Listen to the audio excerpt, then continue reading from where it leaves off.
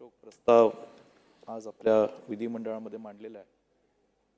त्या शोक प्रस्तावावर मी माझ्या भावना व्यक्त करण्याकरता इथे उभा आहे। विधिमंडळातले ज्येष्ठ सदस्य आणि राज्याचे लाडके व लोकप्रिय उपमुख्यमंत्री आदरणीय अजितदादांवर आज अशा पद्धतीने बोलण्याची वेळ या विधिमंडळातला एक सदस्य म्हणून, आमदार म्हणून ही माझ्या जीवनामध्ये येईल असं स्वप्नात देखील कधी वाटलं नव्हतं। आदरणीय अजितदादांच्यासह विधिमंडळातले ज्येष्ठ सदस्य स्वर्गीय स्वरूपसिंग नाईक साहेब असतील, आदरणीय स्वर्गीय शालिनीताई पाटील असतील आणि त्याचबरोबर पुरोहित साहेब असतील, या सगळ्या ज्येष्ठ मंडळींना सुद्धा श्रद्धांजली वाहण्याकरता मी इथे दोन शब्द मांडणार आहे। आदरणीय अजितदादांच्या बाबतीत सभागृहातल्या अनेक नेत्यांनी आपल्या भावना व्यक्त केलेल्या आहेत आणि अशा सदस्यांनी भावना व्यक्त केलेल्या आहेत ज्यांनी या सभागृहामध्ये त्यांच्यासोबत आमदार किंवा मंत्रिमंडळातले त्यांचे एक सहकारी मंत्री म्हणून गेल्या 35 ते 40 वर्षातल्या त्यांच्या सार्वजनिक जीवनातल्या आणि या विधिमंडळातल्या कामकाजामध्ये त्यांच्यासोबत काम केलेलं आहे। ज्येष्ठ सदस्यांच्या भावना ऐकत असताना तर मी पाहत होतो की खरोखरच अनेक जुन्या आठवणी आणि स्वर्गीय अजितदादांच्या सोबत काम करत असताना जे काही अजितदादांच्या बरोबरचे अनुभव असतील हे मांडत असताना अनेक सदस्यांना त्यांचे अश्रू हे खरं तर सांभाळता आले नाही। तर अनेकांच्या बोलण्यावरून ज्या पद्धतीने त्यांनी त्यांच्या भावना व्यक्त केल्या स्वर्गीय अजितदादांच्या बाबतीत, तर दुसऱ्यांना सुद्धा ते ऐकत असताना त्यांचे अश्रू हे सांभाळता आले नाही। आदरणीय अजितदादा हे 1990 सालापासून त्यांच्या सार्वजनिक जीवनात हे आणि राजकीय जीवनात सक्रिय झाले आणि महाराष्ट्राचे आणि देशाचे ज्येष्ठ नेते आदरणीय शरदचंद्रजी पवार साहेब यांच्या विचाराचा आणि कार्याचा वारसा हा राजकारणामध्ये अत्यंत तरुण वयामध्ये तो पुढे चालवण्याचा एक महत्त्वपूर्ण जबाबदारी ही अजितदादांकडे ही तरुण वयामध्ये आली। लोकसभेमध्ये फार कमी काळ त्यांनी काम केलं, परंतु विधानसभा मध्ये काम करत असताना एक आमदार म्हणून आणि मंत्रिमंडळातले एक तरुण मंत्री म्हणून त्यांनी त्यांच्या व्यक्तिमत्वाचा आणि कर्तृत्वाचा ठसा हा 1980च्या दशकापासून किंवा 90च्या दशकापासून सातत्याने या महाराष्ट्राच्या राजकारणामध्ये आणि विधिमंडळाच्या कामकाजामध्ये उमटवण्याचा एक यशस्वी प्रयत्न केला। एवढं मोठं 90 आणि 2000च्या कालावधीमध्ये महाराष्ट्राच्या राजकारणात अनेक दिग्गज नेते सक्रिय होते, विविध पक्षातले नेते होते, अनेकांनी विधानसभामध्ये 30-30 वर्ष काम केलेली मंडळी होती, अनेक जण विधानसभा लोकसभेमध्ये काम करून त्या ठिकाणी मंत्रिमंडळात अजितदादांच्या सोबत होती। परंतु या सगळ्या मंडळींमध्ये अजितदादांनी त्यांच्या व्यक्तिमत्वाचा एक वेगळा ठसा उमटवण्याचं खूप चांगलं काम केलं।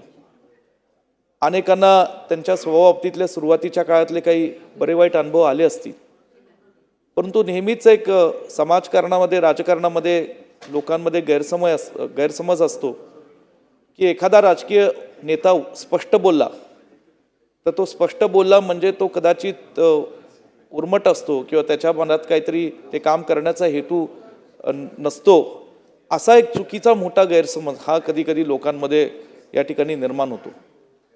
परंतु दादांनी सुरुवातीपासून या ठिकाणी स्पष्ट बोलण्याचं जे काही त्यांच्या व्यक्तिमत्वातला एक स्वभाव होता हा कायम ठेवलेला होता आणि त्यांच्या बाबतीतलं कारण त्यांचं स्पष्ट होतं की कुठल्याही माणसाला त्याचं काम एखादं होत असेल तर ते पटकन होतंय म्हणून सांगितलं पाहिजे, ते होतंय म्हणून ते केलं पाहिजे। कुठल्याही सर्वसामान्य माणसाला कुठेही कुठल्याही प्रशासकीय कार्यालयात त्याचं काम व्यक्तिगत जीवनातलं किंवा इतर कुठल्या व्यावसायिक जीवनातलं करत असताना त्याला हेलपाटे पडू नये हा त्याच्या पाठीमागचा दादांचा एक स्वभाव होता। दादा स्पष्ट वक्ते होते, शब्द पाळणारे नेते होते आणि गेल्या काही वर्षांमध्ये तर दादांच्या स्वभावामध्ये आणि व्यक्तिमत्वामध्ये खूप काही चांगले बदल महाराष्ट्रातल्या लोकांना पाहायला मिळाले. आजही महाराष्ट्राच्या सोशल मीडियावर सध्या जे काही व्हॉट्सॲप किंवा इंस्टाग्राम चालू आहे त्याच्यावर दादांचे काही जुने भाषणांचे काही रील जेव्हा लोकांच्या डोळ्यासमोर येतात तर ते पाहताना एकीकडं म्हणजे दादांच्या मिश्किलपणाने ज्या पद्धतीने दादांनी त्या प्रसंगांमध्ये जे काही ते बोललेले आहेत त्यामध्ये हसू येतं, पण दुसऱ्या लगेच क्षणाला डोळ्यात पाणी पण येतं की हाच मिश्किलपणा, हेच दादांचं बोलणं म्हणजे सभागृहातलं असेल, सभागृहाच्या बाहेरचं जाहीर भाषणांमधले असेल, हे आता पुन्हा आम्हा महाराष्ट्रातल्या लोकांना आणि तरुण पिढीला ऐकायला मिळणार नाही. ह्याचं खंत आणि दुःख मनापासून आम्हाला सर्वांना वाटतं. आदरणीय अजितदादांचं माझे वडील स्वर्गीय पतंगरावजी कदम साहेबांचे फार जुने संबंध होते.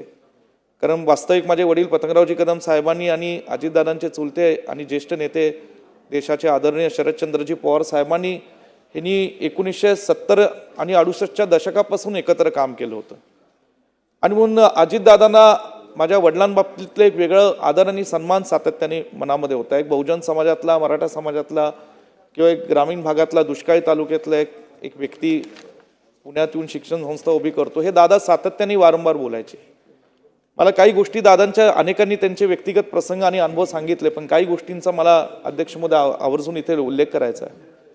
2018ला जेव्हा माझ्या वडिलांचं दुःखद निधन झालं तर दादांनी ह्याच सभागृहामध्ये त्यांचे असणारे जे काय माझे वडील पतंगरावजी कदम साहेबांच्या सोबत असणारे अनुभव आहेत हे अत्यंत भावनाहुश होऊन त्या ठिकाणी पोटतिडकीने इथे सभागृहात मांडलेले होते. तदनंतर सुद्धा ज्या वेळेस दादांची माझी भेट व्हायची त्या अनेक जुन्या आठवणी आणि किस्से हे माझ्या वडिलांच्या सोबतचे ते आवर्जून मला सांगायचे. पण एका गोष्टीचा मला आवर्जून उल्लेख करावासा वाटतो की ज्यावेळेस या ठिकाणी अजितदादा 2019च्या मंत्रिमंडळात पुन्हा महाराष्ट्राचे उपमुख्यमंत्री झालेले होते आणि त्यावेळेस नुकतंच सरकार बनलेलं होतं, आदरणीय उद्धव ठाकरे साहेब मुख्यमंत्री होते.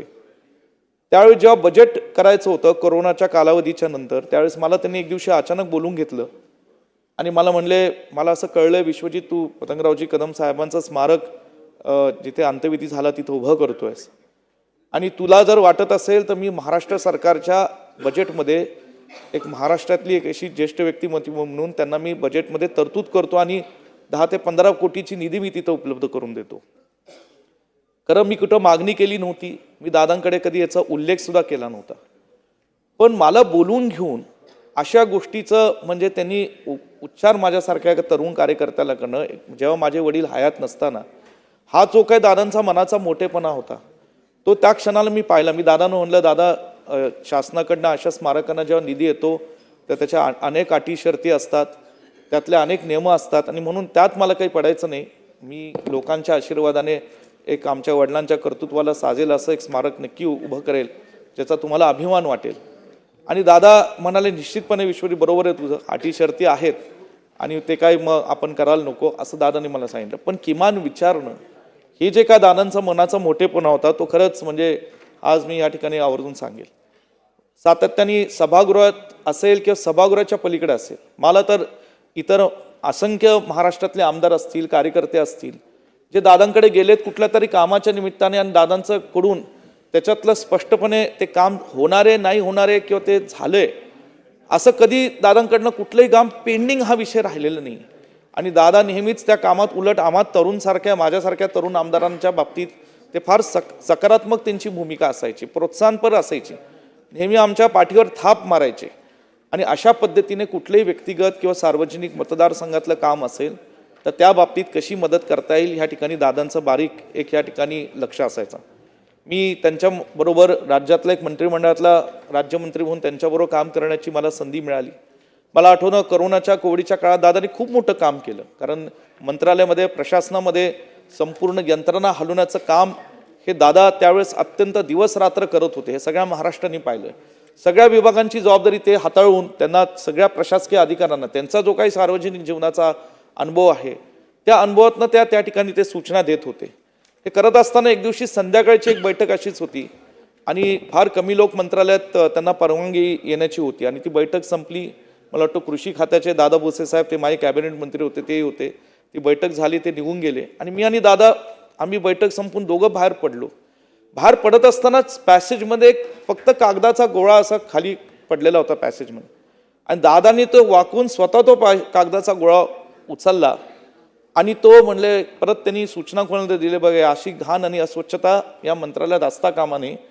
महाराष्ट्रातले लोक इथे येतात आणि महाराष्ट्रातले लोक येत असताना असे जर मंत्रालय जर अस्वच्छ असेल तर महाराष्ट्राच्या लोकांमध्ये काय प्रतिमा होईल, एवढं बारीक त्यांनी लगेच तिथं त्या ठिकाणी कमेंट केलेली होती. पण मला तो गोळा देताना तो नुसता गोळा दिला नाही, मला एक म्हणजे आश्चर्यचकित मी या गोष्टीचं झालो की गोळा देताना तो त्यांनी सरळ केला आणि त्याला तो दुमडला आणि तो दुमडून मला हातात दिला. म्हणले विश्वजित कुठं ते जाताना हा या ठिकाणी हे कागद काय बघ आणि ते त्याचं विल्हेवाट लाव. म्हणजे नुसता गोळा माझ्या हातात ठेवला नाही. तर एवढ्या बारीक गोष्टी दादांच्याकडनं शिकण्यासारख्या होत्या. आणि खरंच म्हणजे अनेक गोष्टी आहेत. मला आठवतं की आदितीताईंनी आता उल्लेख केला त्यांच्या भाषणात की आम्ही सगळे तरुण अनेक आमदार राज्यमंत्री झालेलो होतो. दत्ता मामा इथं राज्यमंत्री होते. एक दिवशी आम्ही सगळ्या राज्यमंत्र्यांनी एकत्रित येऊन ठरवलं की बाबा आपण अजितदादांकडे जाऊ, दादाच आपल्याला न्याय देतील, म्हणू की बाबा आम्हाला कॅबिनेट मंत्र्यांकडनं आम्हाला काहीतरी अधिकार मिळावे. आणि त्यावेळेस आम्ही सगळे गेलो आणि गेल्यानंतर खरं आता शेवटी दादांकडे बोलणार कोण अशी आमच्यावर वेळ आली, परिस्थिती आली. बंटी पाटील मला म्हणले विश्वजित कदम तुम्ही जरा बोला, तुमच्यावर जरा दादांचं लाड आणि प्रेम आहे, तुम्ही जरा धाडसानी बोला. आणि मी दादांशी बोललो, म्हणलं दादा कॅबिनेट मंत्री फार काय आम्हाला अधिकार देत नाहीत, कसं तुम्ही यातनं मार्ग काढा, शिकणार कधी, आम्ही महाराष्ट्रात काम करणार कधी, आणि म्हणून या करोनाच्या कालावधीनंतर आम्हाला ही संधी द्यावी. दादा म्हणलं अरे मी ठीक आहे प्रयत्न करतो, मी मुख्यमंत्र्यांशी बोलतो, आम्ही खरं मी ठाम तुमच्या पाठीशी आहे, तुम्ही शिकलं पाहिजे, तुम्ही काम केलं पाहिजे, या भूमिकेशी माझं ठाम मत आहे. दादा बोलले आणि तेवढ्यात ते काय म्हणले, मी दादांना सर म्हणलं विनोदाने, दादा म्हणलं इथं कोण बसलेले कॅबिनेट मंत्री ह्यांनी त्यांच्या राज्यमंत्री त्यांच्या कॅबिनेट मंत्र्याला सांगितलं, कुणी भाऊ म्हणून उद्देशून केलं, कुणी काका म्हणून केलं, कुणी आजोबा म्हणून केलं. आणि दादा एवढ्या मुश्किलपणे म्हणले विश्वजित असणे, म्हणले विश्वजित हे नाती तूच काढू शकतो, भाऊ काका मामा आणि आजोबा. आणि म्हणले एवढी सगळी नाती झाली पण तरी आम्हाला कोण अधिकार देईना, हे म्हणल्यावर दादा एवढे हसले. पण सांगण्याचं म्हणजे त्यांच्यातला जो काही एक हे होता की प्रत्येक पिढीबरोबर ते त्यांना आपलं करायचं, तर कम्फर्ट द्यायचे. म्हणजे दादांचा जो काही प्रत्येकाला आल्यानंतर कम्फर्ट देण्याचा जो काही एक भाग गेल्या काही वर्षात अनेक आमदारांनी आणि कार्यकर्त्यांनी पाहिला, त्यातनं माणसं मनमोकळेपणाने बोलायचे. दादांनी सहकार क्षेत्र असेल, कृषी क्षेत्र असेल, यातल्या अनेक लोकांनी किस्से सांगितले की शेतीतलं तर एवढं त्यांना माहीत असायचं. आम्ही जेव्हा कृषी खात्यातला राज्यमंत्री म्हणून काम करायचो त्यावेळेस कृषी खात्यातल्या आमच्या सर्व अधिकाऱ्यांना आणि आमच्यासारख्यांना निम्म म्हणजे बैठक तर 70% दादा चालवायचे. अशा पद्धतीने त्यांचं बारीक ह्या ठिकाणी सूचना असायच्या. मग ते सहकार खातं असो, कारण सहकार क्षेत्रातनंच त्यांच्या राजकीय जीवनाची सुरुवात ही 1990च्या दशकामध्ये त्यांनी केली. आणि म्हणून ते PDCCला होते, तिथं संचालक होते, चेअरमन होते. म्हणून एखाद्या बँक असेल, आर्थिक संस्था असेल, या सगळ्या संस्थेत कारखानदारी असेल, मी साखर कारखाने चालवतो आणि दादांचा बारीक लक्ष असायचं HNTचा खर्च किती, या ठिकाणी उसाला दर तुम्ही किती देताय, कुणाचं कर्ज घेतलं, कुणाची मशिनरी घेतली, शेतकऱ्यांच्या बाबतीतलं तुम्ही कसं ह्या ठिकाणी हाताळताय. म्हणजे इतकं बारीक दादांचे विचारपूस प्रश्न असायचे. आणि त्या विचारपूस करण्यामध्ये दादांचा एवढा अभ्यास असायचा की दादांसमोर जाताना कुणाकडे असं धाडस नव्हतं की अपुरा अभ्यास करून जाणं किंवा काहीतरी चुकीचं माहिती देणं. हे काय दादांच्या आयुष्यातलं 30-35 वर्षातलं जे काही कामकाज होतं ते या ठिकाणी खरंच दादांकडनं खूप काही शिकण्यासारखं होतं. खरं दादांचं दुःखद निधन अशा आकस्मिक पद्धतीने होणं हे सगळ्या महाराष्ट्राला प्रचंड मोठा एक धक्का आहे. खरं दादांचं मंत्रालयातलं असणारं प्रशासनावर वचक, अभ्यास आणि सभागृहात सुद्धा मला फार ते मजेशीर कधी कधी बोलायचे, पण थोडीच माया पण त्यांची व्यक्तिगत जीवनात सातत्याने माझ्यावर असायची. बऱ्याचदा त्यांनी मला म्हणजे त्यांच्या निवासस्थानी बोलून अनेक गोष्टींबाबतीत, माझं शिक्षण क्षेत्रातलं काम असेल, मतदारसंघातलं असेल, जिल्ह्यातलं राजकारण असेल, या सगळ्या बाबतीत मला मार्गदर्शन सुद्धा व्यक्तिगत स्तरावर देण्याचं काम ते सातत्याने करत होते. आणि म्हणून दादांनी जे काय महाराष्ट्रासाठी एक योगदान दिलेलं आहे, कणखर नेतृत्व, एक शब्द पाळणारे नेता म्हणून, आणि खऱ्या अर्थाने जे काही त्यांच्या सभागृहातली भाषणं असतील, सभागृहात सुद्धा सकाळी 9-10 वाजल्यापासून रात्री 9 वाजेपर्यंत आमच्यासारख्या तरुण कार्यकर्त्यांची भाषणं ऐकण्याकरता. एक दिवशी मला आठवतं माझं कुठल्या तरी विषयावर भाषण होतं आणि दादा एकटे सभागृहात बसले होते, अखंड सभागृहात दादा एकटे होते. मी दादा म्हणलं दादा कसं काय तुम्ही, नाही म्हणलं तुझं भाषण ऐकायला बसलो. आणि असे माझ्यासारखे अनुभव महाराष्ट्रातल्या अनेक तरुण आमदारांना या ठिकाणी आलेत की लोकांची भाषणं ऐकण्याकरता, म्हणजे सभागृहात इतर कोणी असो किंवा नसो, पण अजितदादा शेवटच्या क्षणापर्यंत या ठिकाणी भाषण ऐकण्याकरता असायचे. आणि म्हणून हे जे काय दादांच्या निधनाने एक प्रचंड मोठं नुकसान या ठिकाणी झालं. आज मुख्यमंत्री मोदयांनी सुद्धा जे मनोगत इथं दादांच्या बाबतीतलं व्यक्त केलं, मी माननीय मुख्यमंत्री देवेंद्र फडणवीसांचं खरंच मी त्यांच्या मनोगताची दाद देईल की त्यांच्या भाषणामध्ये दादांची मैत्री असेल किंवा दादांच्या बाबतीतलं जो काय त्यांचा जिव्हाळा आहे, जे पर्सनल भाषण आदरणीय देवेंद्र फडणवीस साहेबांनी आज त्यांच्या बाबतीतले केलं, ही जी महाराष्ट्राची राजकीय संस्कृती आहे, या संस्कृतीचा आदर्श खरं ह्या ठिकाणी पुढील काळामध्ये सगळ्या पक्षातल्या सगळ्या नेत्यांनी, तरुण किंवा वयस्कर नेत्यांनी ठेवणं आणि ती जोपासणं हे फार महत्त्वाचं आहे. आणि म्हणून आज त्याची कुठेतरी एक चित्र आम्हाला आज झालेल्या अनेकांच्या वेगवेगळ्या पक्षातील, महाराष्ट्राच्या वेगवेगळ्या प्रांतातील, वेगवेगळ्या वयोगटातील असणाऱ्या आमदारांच्या भावना जेव्हा ऐकत असताना त्या आम्हाला या ठिकाणी पाहायला मिळाला. हेच खरं आपला महाराष्ट्र आणि महाराष्ट्राची संस्कृती आहे. आणि म्हणून आज या ठिकाणी आज जी 3 दिवसाचं शोक या ठिकाणी केलात, पुन्हा मुख्यमंत्र्यांनी प्रचाराला न जाण्याचा निर्णय घेतला, असे अनेक विषय आहेत ज्यांच्या बाबतीत खरंच म्हणजे एक चांगला मेसेज हा महाराष्ट्रातल्या जनतेला त्यानिमित्ताने आज देण्यात गेला सरकारकडनं, मुख्यमंत्र्यांकडनं. आणि म्हणून असं मला वाटतं की आज दादांच्या बाबतीतलं जे काय आम्ही शिकलोय, दादांचे जे काही संबंध हे होते, आदरणीय ज्येष्ठ नेते शरदचंद्रजी पवार साहेबांच्या खरंच त्यांच्या मार्गदर्शनाखाली जे दादा तयार झाले आणि पवार साहेबांनी सुद्धा त्यांना जे काही बारामती शहर म्हणजे एक जागतिक राष्ट्रीय स्तरावरचं शहर नेण्याकरता जी काय ताकद पवार साहेबांनी त्यांना दिली, जे काय राजकीय संघर्ष प्रत्येक कुटुंबाला या ठिकाणी होत असतो, त्यात जे काही झालं त्यातनं दादांनी जे काही महाराष्ट्रामध्ये स्वतःच्या व्यक्तिमत्वाचा आणि कर्तृत्वाचा जो काही ठसा महाराष्ट्राच्या राजकारणात उभा केला, अशा आदरणीय अजितदादांना मी माझ्या पलूस कडेगाव विधानसभा मतदारसंघ, माझ्या सांगली जिल्ह्याच्या वतीने भावपूर्ण श्रद्धांजली वाहतो. अध्यक्ष महोदय शालिनीताई पाटील ह्या महाराष्ट्राच्या आमदार होत्या, सांगली जिल्ह्याच्या खासदार होत्या, राज्यात महसूल मंत्री म्हणून त्यांनी काम केलं, स्वर्गीय वसंतदादांच्या त्या पत्नी होत्या आणि खूप चांगलं काम त्यांनी एक त्यांच्याही काळातला एक दरारा आणि महाराष्ट्राच्या राजकारणातला त्यांनी त्यांचा ठसा अत्यंत समर्थपणे उमटवलेला होता.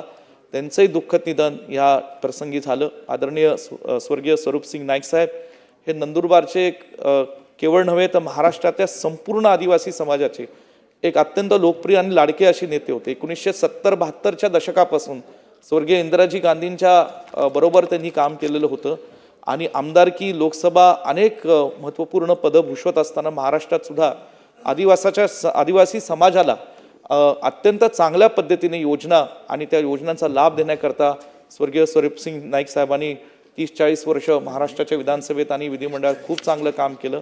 अशा आदरणीय स्वरूपसिंग नाईक साहेबांना सुद्धा मी भावपूर्ण श्रद्धांजली वाहतो. आदरणीय पुरोहित साहेब यांचंही दुःखद निधन झालं. ते भाजपचे नेते होते, मुंबई शहरात खूप वर्ष त्यांनी आमदार म्हणून काम केलं. त्यांचा माझा काही काळ थोडासा संबंध मागच्या 5 वर्षात आमदार म्हणून काम करत असताना आलेला होता आणि त्यांचाही स्वभाव या ठिकाणी मुंबईकरांना एक त्यांची पोकळी निश्चितपणे इथे जाणवेल. अशा अनेक या सर्व दिवंगत ज्येष्ठ नेत्यांना मी माझ्या पलूस कडेगाव सांगली जिल्हा आणि व्यक्तिगत कदम कुटुंबाच्या वतीने मी भावपूर्ण श्रद्धांजली वाटतो. सन्माननीय सदस्य श्री आशिष शेलारजी.